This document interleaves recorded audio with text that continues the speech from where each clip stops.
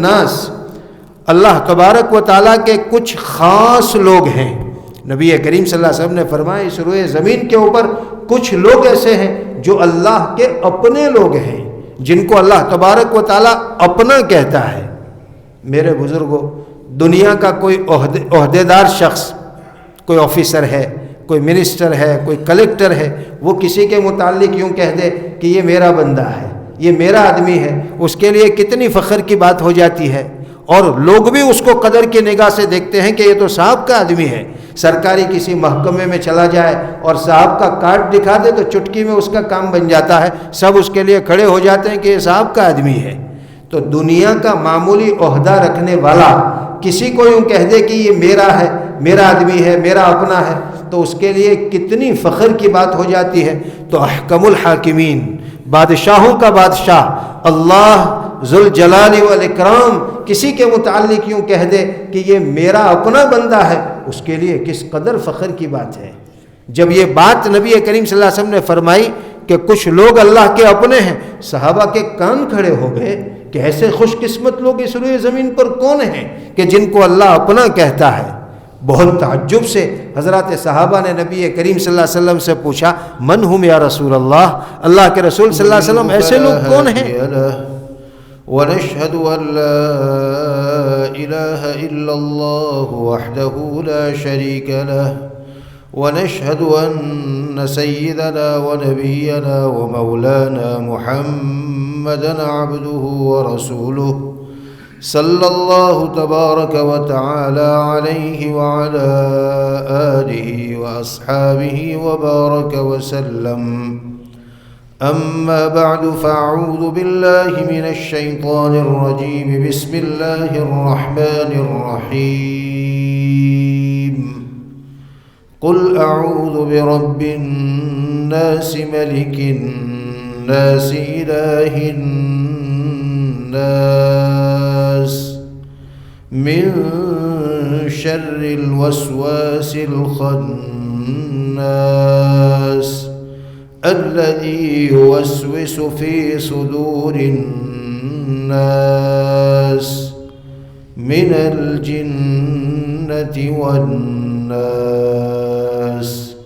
सदक़ल्लाहु मौलानल अज़ीम।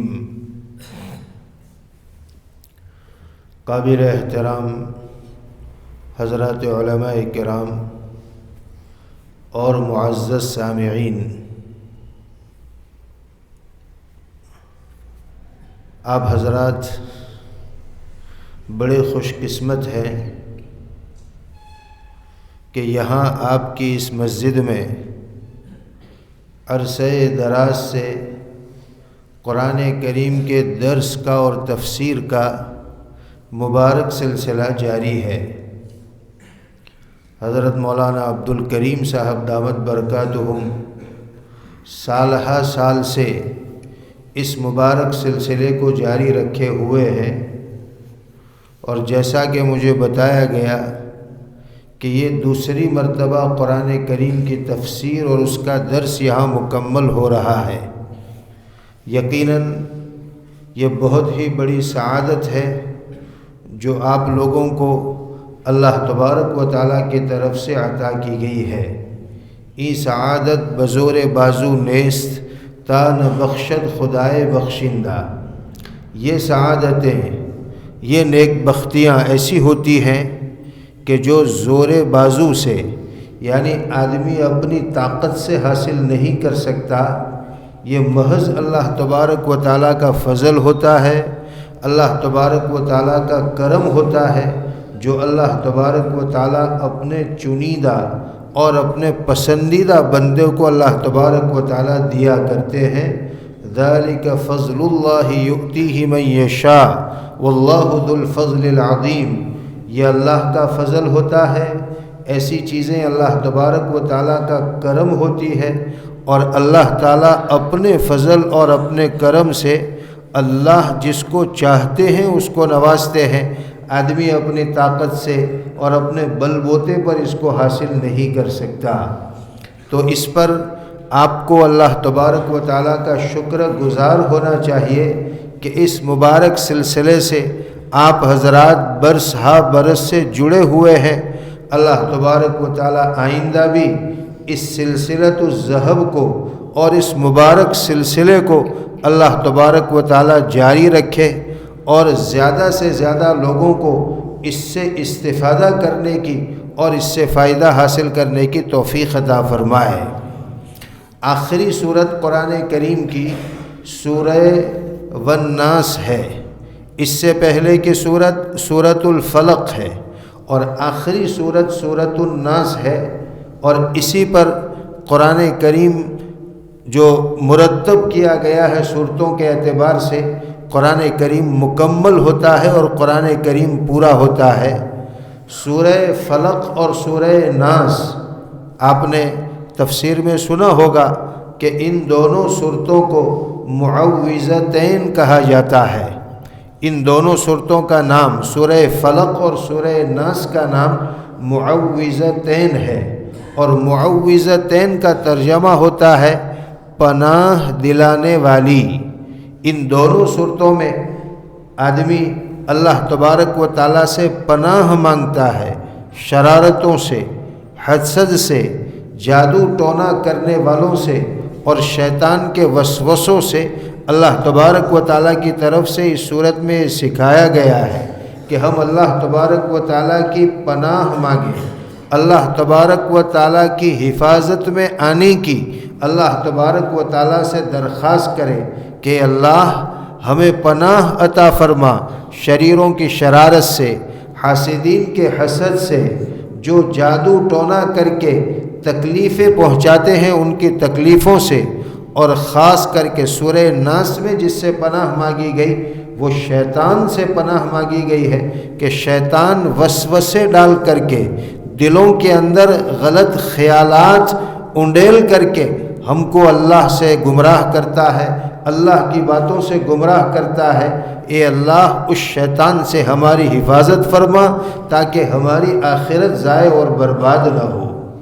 سورۃ الناس کا ترجمہ اور تھوڑی سی تشریح کر کے پھر اپنی بات پیش کروں گا۔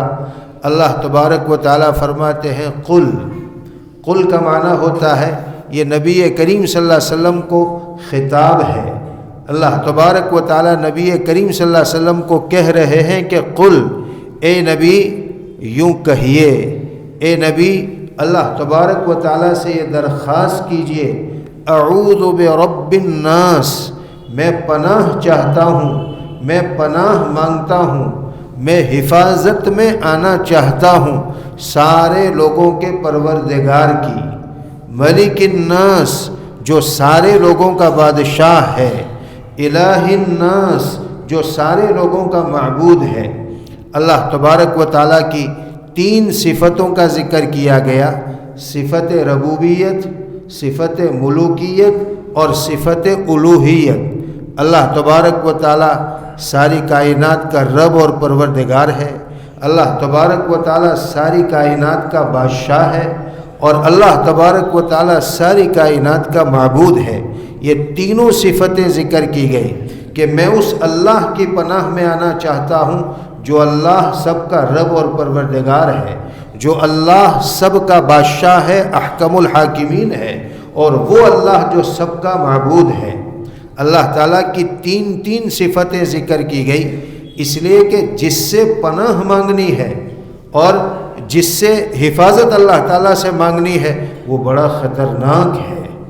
شیطان یہ بڑا خطرناک انسان کا دشمن ہے جو انسان کی اور ایمان والے کی آخرت کو تباہ و برباد کر دیتا ہے، آخرت کو ضائع کر دیتا ہے۔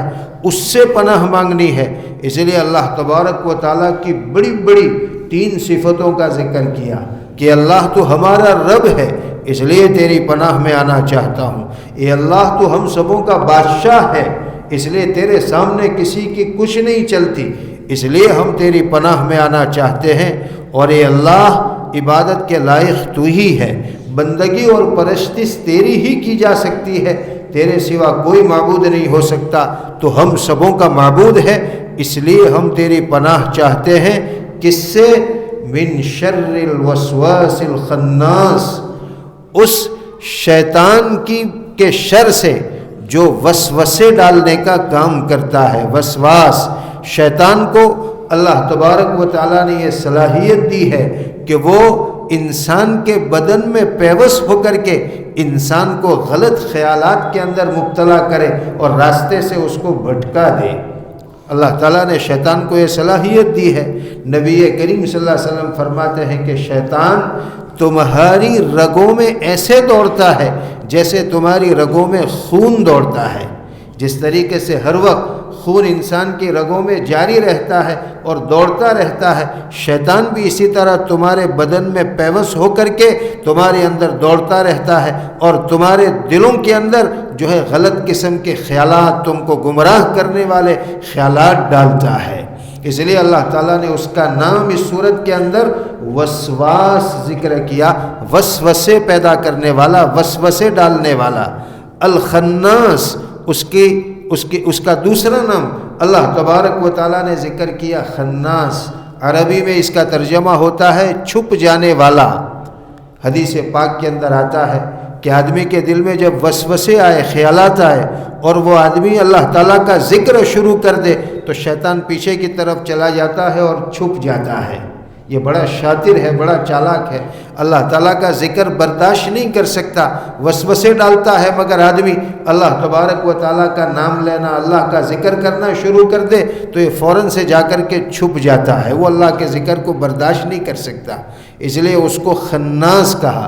تو من شر الوسواس الخناس، اس شیطان کے شر سے جو وسوسے ڈالنے والا ہے، جو چھپ جانے والا ہے، الذی یوسوس فی صدور الناس، وہ شیطان جو لوگوں کے سینوں کے اندر وسوسے اور غلط قسم کے خیالات اور گمراہ کن خیالات ڈالتا ہے، اس شیطان سے میں پناہ چاہتا ہوں، من الجنت والناس، چاہے وہ شیطان جناتوں میں سے ہو، چاہے وہ شیطان انسانوں میں سے ہو۔ یہ وسوسہ ڈالنے والے شیاطین جو ہے جنات میں بھی ہیں، انسان کے اندر بھی ہے، برے لوگ جو غلط قسم کی باتوں سے ہمارا ذہن بگاڑتے ہیں اور اللہ تبارک و تعالیٰ کے راستے سے ہمیں بھٹکانے کی کوشش کرتے ہیں، یہ انسانوں کے شیطان ہے، اس سے بھی اس صورت کے اندر پناہ مانگی گئی ہے۔ بہرحال اوپر والی صورت آپ نے ساری تفسیر تو اوپر والی صورت کے اندر سن ہی لی ہے، یہ تھوڑا سا اس کا ترجمہ اور تشریح میں نے پیش کر دی، اور جیسے میں نے شروع میں عرض کیا یہ معوذتین کہلاتی ہے، یعنی یہ دونوں صورتیں ایسی ہیں جو اللہ تبارک و تعالیٰ کی پناہ دلوانے والی ہے۔ اس صورت کے ذریعے سے بندہ اللہ تبارک و تعالیٰ کی حفاظت کے اندر آ جاتا ہے۔ چنانچہ نبی کریم صلی اللہ علیہ وسلم کا معمول تھا کہ جب کوئی پریشانی کا سامنا ہوتا، نبی کریم صلی اللہ علیہ وسلم فوراً ان دونوں صورتوں کو پڑھتے تھے۔ ایک صحابی حضرت عقبہ ابن عامر رضی اللہ تعالیٰ عنہ فرماتے ہیں کہ ایک مرتبہ میں نبی کریم صلی اللہ علیہ وسلم کے ساتھ کسی راستے سے گزر رہا تھا مدینے سے باہر، ایک دم سے اندھیرا چھا گیا اور آندھی اور طوفان جو ہے چلنے لگا اور ایک ڈراؤنا ماحول بن گیا۔ فوراً نبی کریم صلی اللہ علیہ وسلم کی زبان مبارک پر یہ معوذتین جاری ہوئی اور نبی کریم صلی اللہ علیہ وسلم ان دونوں صورتوں کو پڑھنے لگے، اور مجھے کہا کہ عقبہ جب تمہیں کوئی پریشانی آئے تو ان دونوں صورتوں کو پڑھا کرو، اللہ تبارک و تعالیٰ ان صورتوں کی برکت سے تمہیں پریشانی سے نجات دے گا۔ آپ صلی اللہ علیہ وسلم نے مجھے یہ تاکید فرمائی۔ حضرت عائشہ رضی اللہ تعالیٰ عنہ فرماتی ہیں کہ نبی کریم صلی اللہ علیہ وسلم کی عادت مبارکہ تھی، آپ صلی اللہ علیہ وسلم کا معمول تھا کہ روزانہ رات کو نبی کریم صلی اللہ علیہ وسلم معوذتین کو پڑھتے اور اس کے بعد نبی کریم صلی اللہ علیہ وسلم اپنے ہاتھوں پر دم کرتے، اس طرح دم کرتے کہ تھوک کے ذرات آپ صلی اللہ علیہ وسلم کے ہاتھ کے اوپر پڑتے تھے، اور پھر اس کے بعد آپ صلی اللہ علیہ وسلم اپنے پورے بدن پر اس طرح کہ اپنے چہرے اور اپنے سینے سے شروع کر کے نیچے تک اور پیچھے کی طرف بھی نبی کریم صلی اللہ علیہ وسلم اپنے ہاتھ پھیر لیتے تھے۔ یہ روزانہ کا نبی کریم صلی اللہ علیہ وسلم کا معمول تھا۔ حضرت عائشہ رضی اللہ تعالیٰ عنہ دوسری روایت میں فرماتی ہے کہ میں زندگی میں دیکھا کرتی تھی آپ صلی اللہ علیہ وسلم کو کہ آپ صلی اللہ علیہ وسلم کو جب کوئی پریشانی ہوتی، تھوڑی سی طبیعت آپ صلی اللہ علیہ وسلم کی ناساز ہوتی تو آپ صلی اللہ علیہ وسلم معوذتین پڑھ کر کے اپنے بدن کے اوپر، جیسے میں نے ابھی بتایا، اس طرح سے آپ صلی اللہ علیہ وسلم دم کر لیتے تھے۔ جب آپ صلی اللہ علیہ وسلم مرض الوفات میں گرفتار ہوئے، یعنی اس بیماری میں جس بیماری میں نبی کریم صلی اللہ علیہ وسلم کی وفات ہو گئی، جب اس بیماری میں آپ صلی اللہ علیہ وسلم تھے، بہت نحیف اور کمزور ہو گئے تھے، آپ صلی اللہ علیہ وسلم کی آواز بھی بہت کمزور ہو گئی تھی، ہاتھ وغیرہ کا خود سے اٹھانا بھی نبی کریم صلی اللہ علیہ وسلم سے نہیں ہوتا تھا، تو مجھے آپ صلی اللہ علیہ وسلم کا وہ عمل یاد آیا کہ زندگی میں جب کبھی آپ کو بخار آتا تھا، آپ کی طبیعت نادرست ہو جاتی تھی، تو آپ معوذتین پڑھ کر کے دم کرتے تھے، تو مجھے وہ یاد آیا، تو میں نے خود معوذتین پڑھی، اور اس کے بعد نبی کریم صلی اللہ علیہ وسلم کے ہاتھ میں نے اٹھائے، اس پر دم کیا، اور آپ صلی اللہ علیہ وسلم کے ہاتھوں کو ہی آپ صلی اللہ علیہ وسلم کے بدن کے اوپر پھیر دیا۔ حضرت عائشہ فرماتی ہے چونکہ نبی کریم صلی اللہ علیہ وسلم کا بہت اہتمام سے یہ معمول تھا، اس لیے آپ کے مرض الوفات میں بھی میں نے نبی کریم صلی اللہ علیہ وسلم کے اوپر یہ عمل کیا۔ بہرحال یہ بڑی مقدس صورتیں ہیں اور بڑی طاقتور صورتیں ہیں، بیماریوں سے، پریشانیوں سے، سحر، جادو وغیرہ سے بچنے کے لیے بڑی مؤثر طاقتیں ہیں۔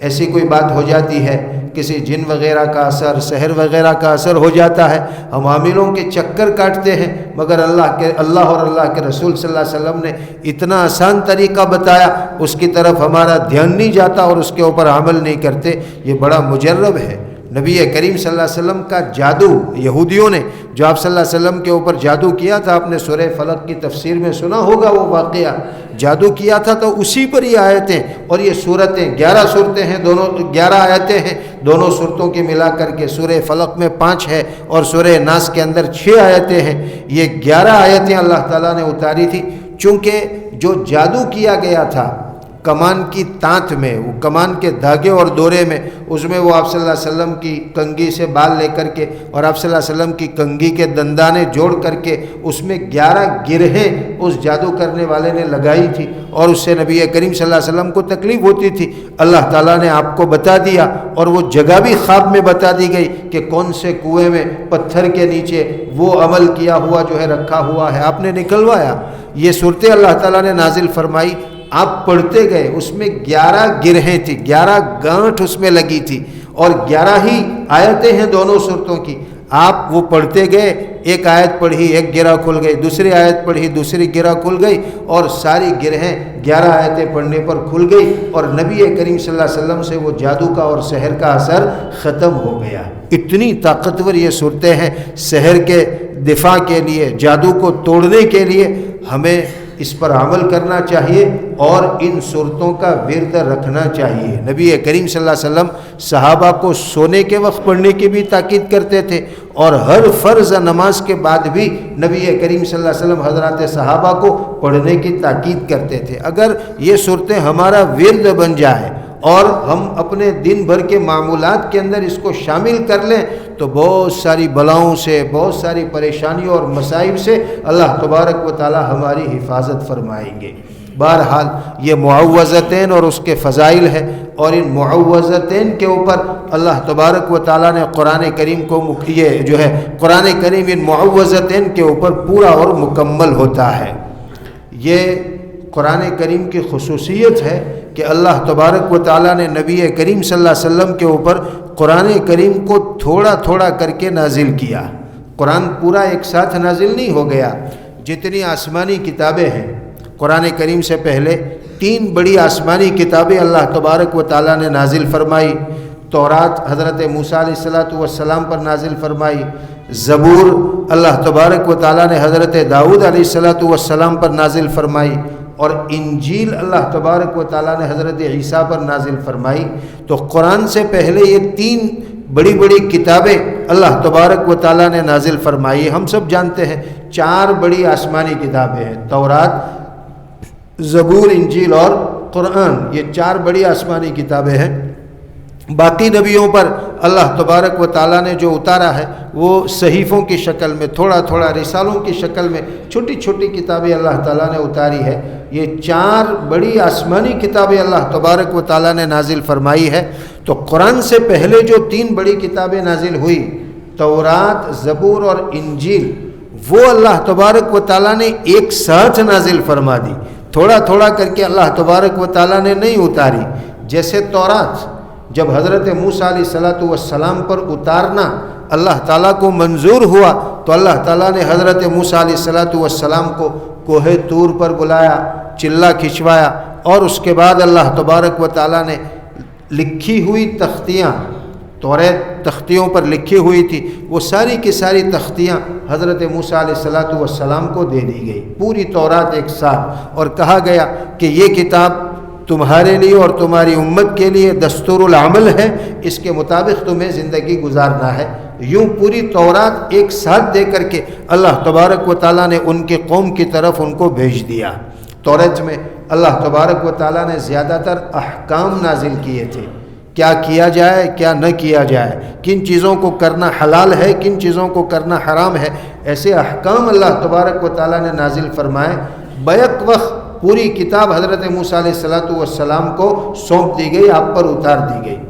یہی حال زبور کا بھی ہوا، جب حضرت داؤد علیہ السلام کو اللہ تبارک و تعالیٰ نے نبی بنایا تو زبور ایک ساتھ حضرت داؤد علیہ السلام کے اوپر اللہ تعالیٰ نے نازل فرما دی، اور زبور میں احکام زیادہ نہیں تھے، توریت میں جو احکام تھے اسی کے وہ پابند تھے۔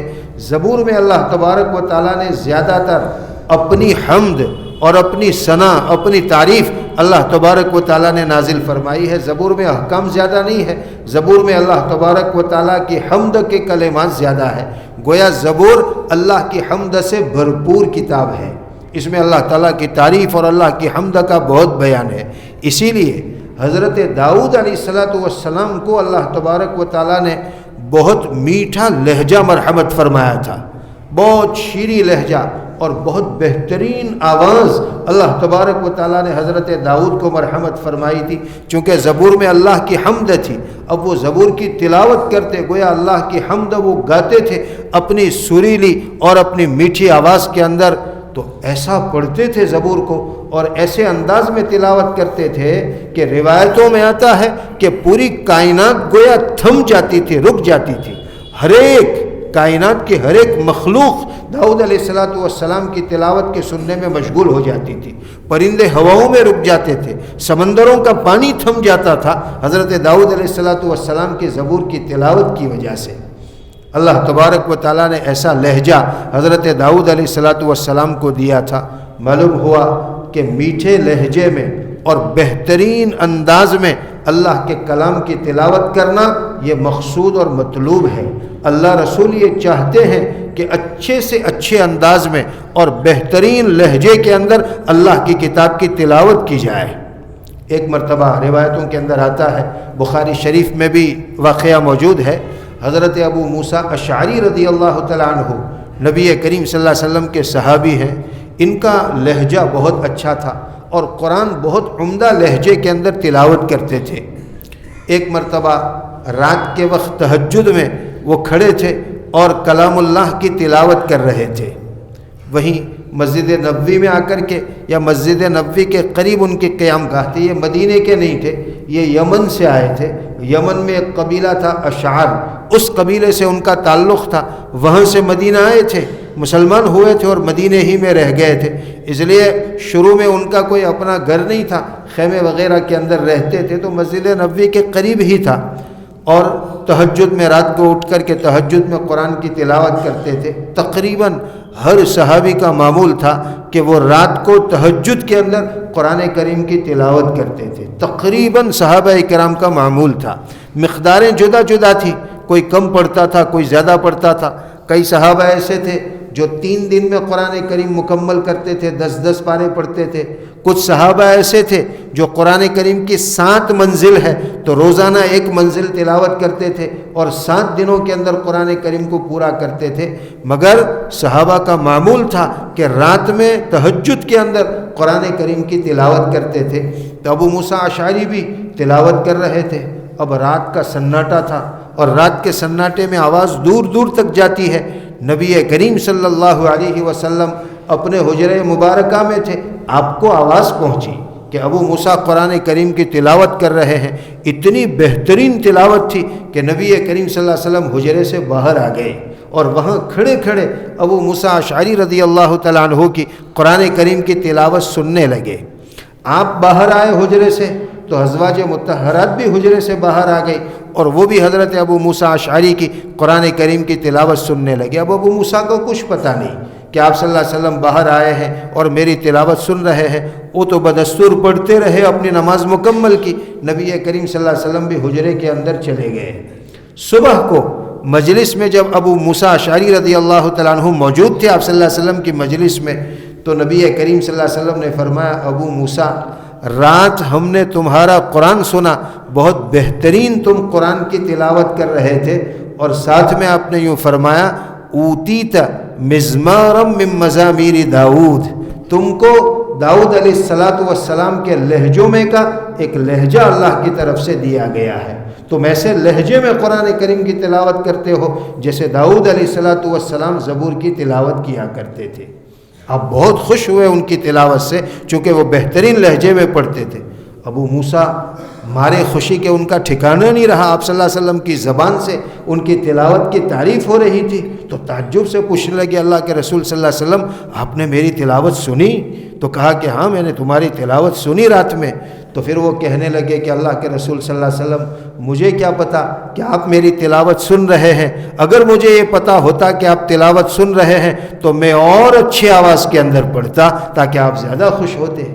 حضرت ابو موسیٰ نے فرمایا، اس پر حضرت تھانوی نور اللہ مرقدہ نے لکھا ہے کہ اس سے یہ معلوم ہوا کہ اگر آدمی اللہ والوں کے دل کو خوش کرنے کے لیے اپنی عبادت کرے تو درست ہے، یہ ریاکاری نہیں ہے، اس لیے کہ یہ اللہ کے ولی ہے، اللہ کے دوست ہے، یہ خوش ہوں گے، اللہ تعالیٰ خوش ہوں گے۔ جیسے ابو موسیٰ اشعری نے کہا کہ مجھے پتا ہوتا کہ آپ سن رہے تو میں اور اچھا پڑھتا، یعنی آپ صلی اللہ علیہ وسلم کے لیے، اس لیے کہ آپ خوش ہوں گے تو اللہ تبارک و تعالیٰ خوش ہوگا۔ خیر، مجھے تو یہ عرض کرنا ہے کہ کتاب اور کلام اللہ کی تلاوت بہترین آواز کے اندر کرنا یہ مطلوب و مقصود ہے، ہمیں سیکھنا چاہیے۔ قرآن کریم ہم علماء کے پاس، ہم قاری حضرات کے پاس بیٹھ کر کے سیکھیں۔ قرآن کریم عربی زبان میں نازل ہوا ہے، قرآن کریم عربی زبان میں ہے، حضرات صحابہ کی مادری زبان تھی، حضرات صحابہ تو عربی ہی بولتے تھے اور عربی ہی جو ہے وہ ان کے اندر رائج تھی، ان کی مادری زبان تھی، مگر تو قرآن بھی عربی زبان میں ہے، ان کے لیے کیا مشکل تھا قرآن کو پڑھنا، وہ ان کی مادری زبان ہے۔ لیکن پھر بھی آپ صلی اللہ علیہ وسلم باقاعدہ حضرات صحابہ کو لے کر کے بیٹھتے تھے اور قرآن کریم ان کو سکھاتے تھے، ان کی مادری زبان ہونے کے باوجود کون سے حرف کو کس طریقے سے ادا کرنا ہے، لہجہ کیسا بنانا ہے، کس انداز میں قرآن کریم کی تلاوت کرنی ہے، یہ ساری چیزیں نبی کریم صلی اللہ علیہ وسلم صحابہ کو سکھاتے تھے۔ اور جب صحابی سیکھ جاتے تھے تو آپ صلی اللہ علیہ وسلم ان کو کہتے تھے کہ اب تم دوسروں کو سکھاؤ، دوسروں کو بھی کہتے تھے کہ بھئی ان سے سیکھو، میں نے ان کو قرآن سکھایا ہے۔ جیسے حضرت عبداللہ ابن مسعود رضی اللہ تعالیٰ عنہ نبی کریم صلی اللہ علیہ وسلم کے بہت چہیتے صحابی ہیں، جیسے مفتی صاحب نے شروع میں ذکر کیا کہ دو صحابی نبی کریم صلی اللہ علیہ وسلم کے جو بڑے آپ صلی اللہ علیہ وسلم کے چہیتے بھی اور آپ صلی اللہ علیہ وسلم سے انہوں نے خوب استفادہ کیا، ان میں عبداللہ ابن مسعود ہیں۔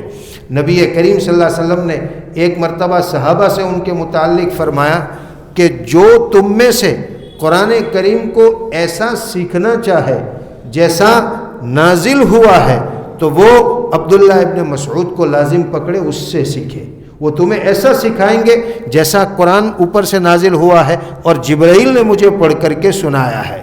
تو اس طرح نبی کریم صلی اللہ علیہ وسلم صحابہ کو سکھاتے اور صحابہ دوسرے لوگوں کو سکھاتے، حالانکہ قرآن ان کی مادری زبان کے اندر تھا۔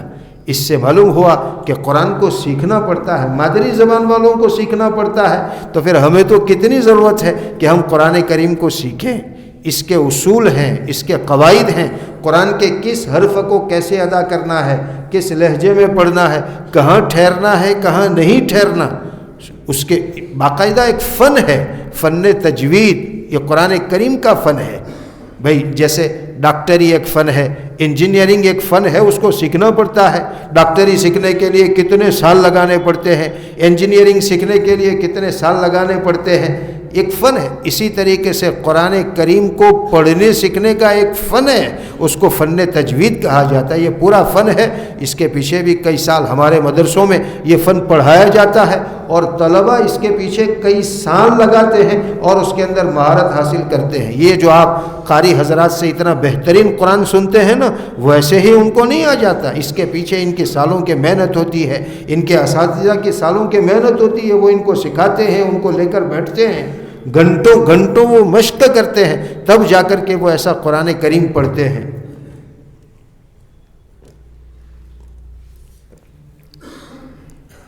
تو بہرحال بات یہاں سے چلی کہ حضرت داؤد علیہ السلام زبور کو بہت اچھے انداز میں تلاوت کرتے تھے. خیر, زبور حضرت داؤد پر نازل ہوئی. اس کے بعد جب حضرت عیسیٰ علیہ السلام دنیا میں تشریف لائے اور اللہ تعالیٰ نے آپ کو نبی بنایا تو ان کے اوپر انجیل اتاری. یہ انجیل بھی ایسے ہی ایک ساتھ پوری انجیل اللہ تبارک و تعالیٰ نے حضرت عیسیٰ علیہ السلام کو دے دی. اس کے بعد حضرت عیسیٰ علیہ السلام کے ایک لمبے زمانے کے بعد, نبی کریم صلی اللہ علیہ وسلم سے پہلے کے جو نبی ہیں وہ حضرت عیسیٰ ہے. حضرت عیسیٰ اور ہمارے نبی کریم صلی اللہ علیہ وسلم کے درمیان کوئی دوسرے نبی نہیں ہے. اور حضرت عیسیٰ کے 500-600 سال کے بعد نبی کریم صلی اللہ علیہ وسلم اس دنیا میں اور اس روئے زمین کے اوپر نبی بنا کر کے بھیجے گئے اور اللہ تبارک و تعالیٰ نے آپ کے اوپر قرآن کریم نازل فرمایا. اب یہ قرآن کریم جو نبی کریم صلی اللہ علیہ وسلم کے اوپر نازل ہوا, وہ دوسری 3 کتابوں کی طرح ایک ساتھ اللہ تبارک و تعالیٰ نے آپ کو نہیں دے دیا.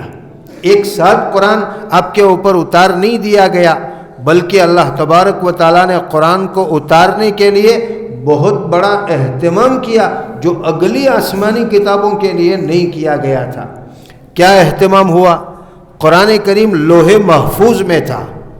لوح محفوظ عرش کے پاس ایک جگہ کا نام ہے, اس میں اللہ تبارک و تعالیٰ نے قرآن کو رکھا ہوا تھا. قرآن تو پہلے سے ہے, جیسے اللہ تبارک و تعالیٰ پہلے سے ہے, اس کی ابتدا نہیں ہے, ایسے قرآن بھی اللہ کا کلام ہے, وہ بھی پہلے سے ہے. تو وہ لوح محفوظ کے اندر تھا رکھا ہوا قرآن کریم. پھر جب نبی کریم صلی اللہ علیہ وسلم کی پیدائش ہوئی, آپ صلی اللہ علیہ وسلم کی عمر مبارک 40 سال کی ہونے لگی اور اللہ تعالیٰ کو یہ منظور ہوا کہ اب قرآن نبی کریم صلی اللہ علیہ وسلم کے اوپر اتارا جائے, تو اللہ تبارک و تعالیٰ نے لوح محفوظ سے آسمان دنیا کے اوپر قرآن کو اتارا. آسمان دنیا یعنی پہلا آسمان جو زمین سے ہمیں نظر آتا ہے. آسمان تو 7 ہے اور ہر 2 آسمانوں کے درمیان بڑے لمبے فاصلے ہیں. یہ پہلا آسمان جس کو ہم کہتے ہیں دنیا سے نظر آتا ہے, اس کو آسمان دنیا کہا جاتا ہے. لوح محفوظ سے پورا قرآن ایک ساتھ آسمان دنیا کے اوپر لایا گیا اللہ تعالیٰ کی طرف سے. یہ قرآن کے اترنے کا پہلا مرحلہ ہے. قرآن 2 مرحلوں میں اترا ہے, یہ پہلا مرحلہ ہے لوح محفوظ سے آسمان دنیا پر اترنا. یہ یک بارگی اترا, ایک ساتھ لا لیا گیا پہلے آسمان کے اوپر. اس کے بعد پہلے آسمان سے نبی کریم صلی اللہ علیہ وسلم کے سینے مبارک پر اتارا گیا, وہ تھوڑا تھوڑا کر کے. ایک ساتھ آپ صلی اللہ علیہ وسلم کے سینے میں اتار نہیں دیا گیا لوہے یہ آسمان دنیا سے, تھوڑا تھوڑا کر کے. 40 سال کی نبی کریم صلی اللہ علیہ وسلم کی عمر مبارک ہوئی, اللہ تبارک و تعالیٰ نے آپ کو نبوت سے سرفراز فرمایا اور غار حرا میں نبی کریم صلی اللہ علیہ وسلم کے پاس پہلی مرتبہ فرشتہ قرآن کی کچھ آیتیں اقرأ بسم ربک الذی خلق والی آیتیں لے کر کے نازل ہوا اور نبی کریم صلی اللہ علیہ وسلم کو وہ آیتیں سنائی. لمبا واقعہ ہے, آپ نے سنا ہوگا. یہ پہلی آیتیں تھیں جو نبی کریم صلی اللہ علیہ وسلم پر نازل ہوئی. آپ کی عمر مبارک 40 سال کی ہے. یہاں سے قرآن کا اترنا شروع ہوتا ہے آپ صلی اللہ علیہ وسلم کے سینے پر. پھر تھوڑا تھوڑا کر کے جیسی جیسی ضرورت پڑتی گئی اللہ تعالیٰ کی طرف سے قرآن کا اتنا حصہ نبی کریم صلی اللہ علیہ وسلم پر اترتا رہا. حضرت جبرائیل آتے تھے کچھ آیتیں لے کر کے نبی کریم صلی اللہ علیہ وسلم کو سناتے, پھر ضرورت پڑتی پھر کچھ آیتیں لے کر کے آتے. کبھی زیادہ آیتیں اترتی, کبھی تھوڑی آیتیں اترتی, کبھی چھوٹا سا کلمہ بھی نبی کریم صلی اللہ علیہ وسلم پر اترا ہے. یوں تھوڑا تھوڑا تھوڑا تھوڑا کر کے نبی کریم صلی اللہ علیہ وسلم پر قرآن اترتا رہا. اور جب آپ کی عمر مبارک 63 سال کی ہوئی یعنی 23 سال ہوئے, 40 سال کی عمر میں اترنا شروع ہوا, تھوڑا تھوڑا اتر رہا ہے. عمر مبارک 63 سال کی ہے, اور اللہ تبارک و تعالیٰ نے قرآن کی آخری آیتیں نبی کریم صلی اللہ علیہ وسلم کے اوپر اتار دی اور قرآن مکمل ہو گیا۔ حجۃ الوداع میں آپ صلی اللہ علیہ وسلم نے جو حج کیا، عرفات کے میدان میں ہیں آپ صلی اللہ علیہ وسلم، اور عرفات کے میدان میں اللہ تبارک و تعالیٰ نے قرآن کی آخری آیتیں اتاری، قرآن کا اترنا مکمل ہو گیا۔ اس کے بعد 2 مہینے گزرے تھے، ذی الحجہ میں حج پورا ہوتا ہے، ذی الحجہ کے اواخر میں نبی کریم صلی اللہ علیہ وسلم مدینہ پہنچے، اس کے بعد محرم صفر کا مہینہ اور ربیع الاول میں نبی کریم صلی اللہ علیہ وسلم کی وفات ہو گئی۔ چونکہ قرآن کا اترنا پورا ہو گیا تھا، قرآن مکمل ہو گیا تھا، اللہ تبارک و تعالیٰ نے نبی کریم صلی اللہ علیہ وسلم کو اپنے پاس بلا لیا۔ یوں نبی کریم صلی اللہ علیہ وسلم پر قرآن تھوڑا تھوڑا کر کے 23 سال کے عرصے میں نازل ہوا۔ اگلے انبیاء کو ایک ساتھ اللہ تعالیٰ نے دے دیا، مگر قرآن کو اللہ تبارک و تعالیٰ نے نبی کریم صلی اللہ علیہ وسلم کو ایک ساتھ نہیں دیا، تھوڑا تھوڑا کر کے 23 سال میں اللہ تبارک و تعالیٰ نے نبی کریم صلی اللہ علیہ وسلم کو قرآن دیا۔ یہ قرآن کی خصوصیت ہے، اور ایسا اس لیے ہوا کہ قرآن یہ آخری آسمانی کتاب تھی، اور اللہ تبارک و تعالیٰ کو اس قرآن کو قیامت تک رکھنا تھا۔ اس لیے اللہ تبارک و تعالیٰ نے یہ سارے اہتمام کیے کہ ذرہ برابر قرآن کے اندر کسی طرح کی تحریف اور تبدیلی نہ ہو، قرآن اپنی اصلی حالت پر باقی رہے، اس لیے تھوڑا تھوڑا دیتے تھے۔ تھوڑا آپ صلی اللہ علیہ وسلم کے سینے میں محفوظ ہو گیا، پھر اللہ تعالیٰ نے تھوڑا اتارا، وہ اچھی طرح سے محفوظ ہو گیا، پھر اللہ تعالیٰ نے تھوڑا اتارا۔ تو قرآن اپنی اصلی حالت پر، چونکہ اگلی آسمانی کتابیں ساری بدل چکی تھی، نبیوں کے جانے کے بعد وہ کتابیں اپنی اصلی شکل پر نہیں رہی، مگر قرآن کو تو اللہ تعالیٰ نے قیامت تک کے لیے اتارا تھا، اس لیے اللہ تعالیٰ نے یہ سب اہتمام کیے کہ قرآن کریم محفوظ رہے۔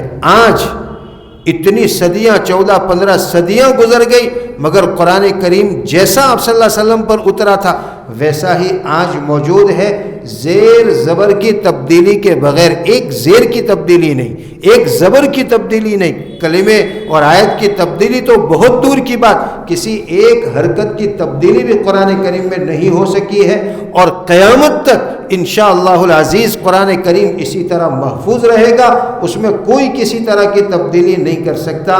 اس لیے کہ اللہ تعالیٰ نے خود فرمایا اِنَّا نَحْنُ نَزَّلْنَا الذِّكْرَ وَإِنَّا لَهُ لَحَافِظُونَ۔ قرآن ہم نے اتارا ہے، اللہ تعالیٰ فرماتے ہیں قرآن ہم نے اتارا ہے اور ہم ہی اس کی حفاظت کریں گے۔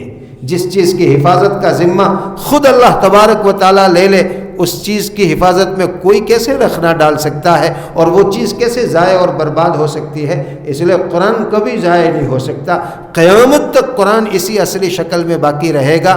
ہر دور میں اللہ تبارک و تعالیٰ نے قرآن کی حفاظت کے ذرائع پیدا فرمائے ہیں، ہر دور میں کوئی نہ کوئی ایسا طریقہ اللہ تبارک و تعالیٰ نکالتے ہیں کہ جس سے قرآن کریم کی حفاظت ہوتی ہے۔ آج کل کے دور میں یہ مکاتب، یہ مدارس، یہ قرآن کریم کے درس کی مجلسیں، یہ سب قرآن کی حفاظت کے ذرائع ہیں، ان کے ذریعے سے اللہ تبارک و تعالیٰ قرآن کی حفاظت کا کام لے رہا ہے۔ ہمارے مدارس قائم کیے جاتے ہیں، اس میں اللہ کا کلام پڑھایا جاتا ہے، گلی گلی محلوں میں مسجدوں کے اندر مکاتب قرآنیہ قائم کیے جاتے ہیں۔ کیوں؟ قرآن کی حفاظت کے لیے۔ قرآن سکھایا جاتا ہے، زیر زبر پیش کیسے ادا کرنے ہیں، اور کون سے کلمے پر زبر ہے، کون سے کلمے کے نیچے زیر ہے، یہ ساری چیزیں سکھائی جاتی ہے تاکہ قرآن باقی رہے۔ یہ اللہ تبارک و تعالیٰ کے پیدا کیے ہوئے ذرائع ہیں۔ اس طرح مسجدوں میں اس طرح کی جو ہے درس قرآن کی مجلسیں ہوتی ہے، قرآن کے مطالب، قرآن کے معانی، قرآن کی مرادیں بیان کی جاتی ہے، یہ سب اسی اللہ تبارک و تعالیٰ کی وعدے حفاظت کا حصہ ہے۔ اللہ تبارک و تعالیٰ نے قرآن کی حفاظت کا جو وعدہ کیا ہے، یہ سب اسی کی کڑیاں ہیں۔ مکاتب میں جو قرآن پڑھائے جاتے ہیں، مدارس میں جو اس کے حفظ پر، اس کے تجوید کے اوپر، اس کے پڑھنے کے طریقوں پر محنت کی جاتی ہے، ایسی درس کی مجلسیں قائم کی جاتی ہے، یہ سب قرآن کریم کی حفاظت کے ذرائع ہیں، اور اللہ تبارک و تعالیٰ ان ذرائع سے قرآن کریم کی حفاظت کا کام لے رہے ہیں۔ میرے بھائیوں، ہمیں قرآن کریم سے اپنا تعلق بہت مضبوط رکھنا چاہیے۔ ایسی مجلسیں ہمیں بہت غنیمت جاننی اور سمجھنی چاہیے کہ ایسی مجلسیں اللہ تبارک و تعالی ہمیں نصیب فرماتا ہے، ایسی مجلسوں میں ہم اہتمام کے ساتھ شرکت کریں، اس لیے کہ مجلسیں قرآن کی حفاظت کی مجلسیں ہیں۔ اگر ہم ان مجلسوں کا حصہ بن گئے، اللہ تبارک و تعالیٰ کے منظور نظر ہو جائیں گے۔ ہم وہ لوگ بن جائیں گے جو اللہ کے کلام کی حفاظت کا کام کر رہے ہیں۔ بھئی آرمی ہوتی ہے نا، ملک کی آرمی، اور جو ہے یہ دیش کا جو لشکر ہوتا ہے وہ دیش کی حفاظت کا کام کرتا ہے، ملک کی سرحدوں کی حفاظت کا کام کرتا ہے۔ تو ملک میں سب سے زیادہ اہمیت آرمی کو دی جاتی ہے۔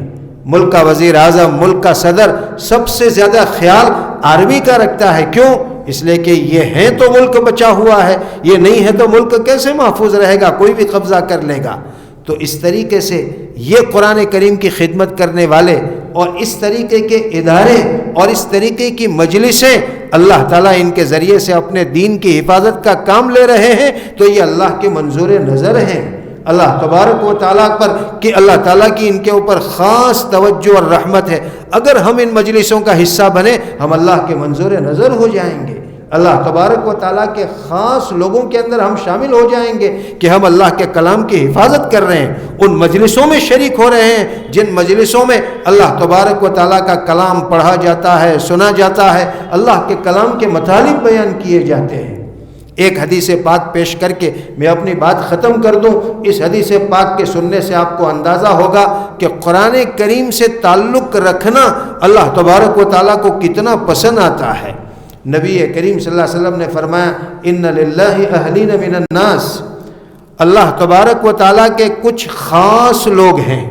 نبی کریم صلی اللہ علیہ وسلم نے فرمایا اس روئے زمین کے اوپر کچھ لوگ ایسے ہیں جو اللہ کے اپنے لوگ ہیں، جن کو اللہ تبارک و تعالیٰ اپنا کہتا ہے۔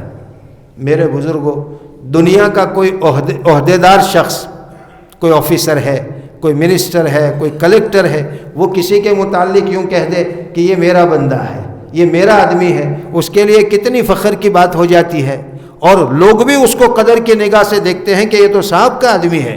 سرکاری کسی محکمے میں چلا جائے اور صاحب کا کارڈ دکھا دے تو چٹکی میں اس کا کام بن جاتا ہے، سب اس کے لیے کھڑے ہو جاتے ہیں کہ یہ صاحب کا آدمی ہے۔ تو دنیا کا معمولی عہدہ رکھنے والا کسی کو یوں کہہ دے کہ یہ میرا ہے، میرا آدمی ہے، میرا اپنا ہے، تو اس کے لیے کتنی فخر کی بات ہو جاتی ہے۔ تو احکم الحاکمین، بادشاہوں کا بادشاہ اللہ ذوالجلال والاکرام کسی کے متعلق یوں کہہ دے کہ یہ میرا اپنا بندہ ہے، اس کے لیے کس قدر فخر کی بات ہے۔ جب یہ بات نبی کریم صلی اللہ علیہ وسلم نے فرمائی کہ کچھ لوگ اللہ کے اپنے ہیں، صحابہ کے کان کھڑے ہو گئے کہ ایسے خوش قسمت لوگ اس روئے زمین پر کون ہیں کہ جن کو اللہ اپنا کہتا ہے۔ بہت تعجب سے حضرات صحابہ نے نبی کریم صلی اللہ علیہ وسلم سے پوچھا من ہم یا رسول اللہ، اللہ کے رسول صلی اللہ علیہ وسلم ایسے لوگ کون ہیں کہ جن کو اللہ اپنا کہتا ہے؟ نبی کریم صلی اللہ علیہ وسلم نے فرمایا اہل القرآن ہم اہل اللہ وخاصتہ، قرآن والے لوگ جنہوں نے قرآن کو اپنا مشغلہ بنا رکھا ہے، جو 24 گھنٹہ قرآن کے پڑھنے پڑھانے، قرآن کے سیکھنے سکھانے میں لگے رہتے ہیں، کوئی ایسی مجلس نہیں چھوڑتے جو اللہ کے کلام کی نسبت سے منعقد کی گئی ہو، ایسی مجلسوں میں وہ ضرور شرکت کرتے ہیں۔ قرآن سے ان کو اتنا تعلق ہے، وہ اہل قرآن ہے، اور جو اہل قرآن ہے وہ اللہ تبارک و تعالیٰ کے خاص لوگ ہیں اور اللہ تبارک و تعالیٰ کے اپنے لوگ ہیں۔ اس لیے میرے بھائیوں، ایسی مجلسوں کی قدر کریں جن مجلسوں میں قرآن کریم کا درس سنایا جاتا ہے، قرآن کریم کی باتیں بیان کی جاتی ہے۔ یہ کوئی معمولی مجلسیں نہیں ہے، ان مجلسوں میں شریک ہونے والے اللہ تبارک و تعالیٰ کے منظور نظر بن جاتے ہیں، اللہ تبارک و تعالیٰ کے اپنے بن جاتے ہیں، اور ان کی زندگیوں میں انقلاب آ جاتا ہے۔ قرآن کوئی معمولی کتاب نہیں ہے، قرآن انقلابی کتاب ہے، زندگیوں کو بدل دینے والی کتابیں ہیں۔ جس قوم پر یہ قرآن نازل ہوا، اس قرآن کے جو اولین مخاطب ہے وہ حضرات صحابہ ہیں، عرب کے لوگ ہیں، ان میں قرآن نازل ہوا۔ نبی کریم صلی اللہ علیہ وسلم مکہ مدینے میں تھے، عرب میں تھے، قرآن نازل ہوتا تھا، قرآن کے پہلے مخاطب یہ تھے۔ قرآن کے نازل ہونے سے پہلے یہ قوم کیسی تھی؟ ہم کتابوں میں پڑھتے ہیں، علماء کی زبان سے سنتے ہیں، ایک دم گوار قوم، ایک دم بد تہذیب قوم، تہذیب و تمدن نام کی کوئی چیز ان میں نہیں تھی۔ مردار کا گوشت کھاتے تھے، معمولی باتوں پر لڑ جاتے تھے تو نسلوں تک لڑائیاں جاری رہتی تھی۔ ایسی گوار اور بد تہذیب قوم تھی، مگر جب قرآن ان کے اوپر نازل ہوا اور انہوں نے قرآن کو اپنایا، اللہ تبارک و تعالیٰ نے ان کی زندگیاں بدل دی۔ قرآن نازل ہونے سے پہلے اتنے گوار اور اتنے بد تہذیب تھے کہ کوئی ان پر حکومت کرنے کو تیار نہیں تھا. وہ کسی کی حکومت میں نہیں تھی. بڑی بڑی حکومتیں قریب میں تھی. ایران کی سپر پاور طاقت تھی, روم کی سپر پاور طاقت تھی, مگر یہ ان میں بھی نہیں تھے عرب. یہ اپنی زندگی جی رہے تھے, کوئی ان پر حکومت کرنے کو تیار نہیں. اتنے گوار لوگ تھے. مگر جب قرآن نازل ہوا اور انہوں نے قرآن کو اپنایا تو اللہ تعالیٰ نے ان کے ذریعے سے دنیا پر حکومت کروائی. ساری دنیا ان کے قبضے میں آ گئی. یہ قرآن کا کرشمہ تھا. تو قرآن انقلابی کتاب ہے, زندگیوں میں تبدیلی لانے والی کتاب ہے. ہم قرآن سے جڑے رہیں, اللہ تبارک و تعالی ہماری زندگیوں کو بدل دے گا. آج ہماری جو زبو حالی ہے اور جو ہم اس خستہ حالت میں زندگی گزار رہے ہیں بے دینی کی اور بے راہ روی کی, اس کی بڑی وجہ یہ ہے کہ قرآن سے ہم نے اپنا ناطہ کمزور کر لیا ہے. قرآن سے ہمارا تعلق بہت کمزور ہو گیا ہے. قرآن سے ہمارا تعلق قوی ہو جائے گا, ہمارے معاشرے کو سدھرتے دیر نہیں لگے گی اور ہمارے معاشرے کو مکمل اسلامی معاشرے بنتے دیر نہیں لگے گی. بس ہم قرآن سے اپنا تعلق مضبوط کر لیں. اللہ کرے کہ یہ راز اور نقطہ ہماری سمجھ میں آ جائے اور قرآن کریم سے ہم اپنا تعلق مضبوط کر لیں. اللہ تبارک و تعالی ہم سب کو صحیح سمجھ عطا فرمائے اور اللہ تبارک و تعالی قرآن سے ہمارا رشتہ مضبوط سے مضبوط کرنے کی ہم سبوں کو توفیق عطا فرمائے. یہ چند گزارشات تھی جو میں نے آپ حضرات کے سامنے پیش کی ہے. اللہ تعالی مجھے بھی عمل کی توفیق عطا فرمائے اور آپ حضرات کو بھی عمل کی توفیق عطا فرمائے. دوبارہ میں عرض کرتا ہوں کہ آپ لوگ بڑے خوش قسمت ہیں کہ آپ کی اس مسجد کے اندر اس درس قرآن کا مبارک سلسلہ برسوں سے جاری ہے. آئندہ بھی اس کو جاری رکھیں اور ذوق و شوق کے ساتھ اور اپنی سعادت سمجھ کر کے اس میں شرکت فرمائیں. اللہ تبارک و تعالی مولانا عبد الکریم صاحب کو جزائے خیر عطا فرمائے. یہ مبارک سلسلہ انہوں نے جاری رکھا ہوا ہے. آگے بھی اللہ تعالیٰ ان کو حوصلہ ہمت بخشے کہ وہ اس سلسلے کو جاری اور ساری رکھیں. اللہ تبارک و تعالی ہم سب سے راضی ہو جائیں. وآخر دعوانا ان الحمد للہ رب العالمین.